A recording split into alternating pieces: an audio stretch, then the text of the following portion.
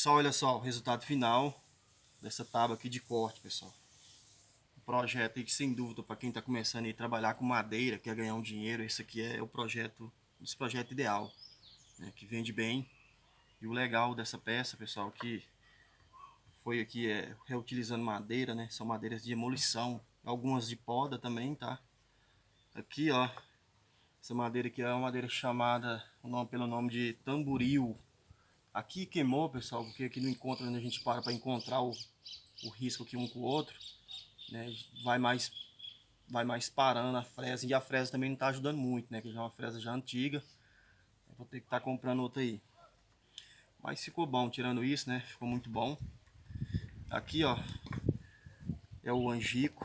Aqui também tem o IP e pau Brasil. E essa madeira aqui é uma madeira chamada Moreira, uma madeira muito bonita, amarelinha, tá?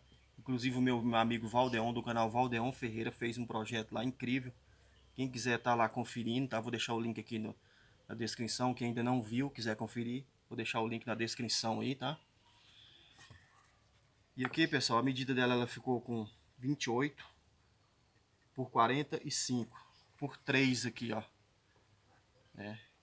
E aí, igual eu falei, para quem está começando, não precisa ser uma tábua necessariamente desse jeito, tá? Que essa aqui é uma tábua que dá mais trabalho. Tem que colar 2 vezes para fazer esse tipo de trabalho aqui, ó. Que ficou com o topo, né? De topo. E aqui, ó, esse aqui ficou com 3 centímetros por 1,5, tá? E aqui ficou 12. E o produto aqui, pessoal, que eu usei aqui é o cristal óleo. Produto aí da Wood, né? Produto que eu indiquei para vocês que tá... vai fazer peças e que vai ter contato com alimentos. Isso aqui é o ideal, tá, pessoal? E também a cola prova d'água tóxica, pode ir em contato com o alimento também, né? A Wood 3, vou estar deixando o link aqui na descrição para quem quiser estar adquirindo esses produtos aqui do parceiro aqui do canal, tá? E é isso, pessoal, esse aqui é o nosso vídeo de hoje.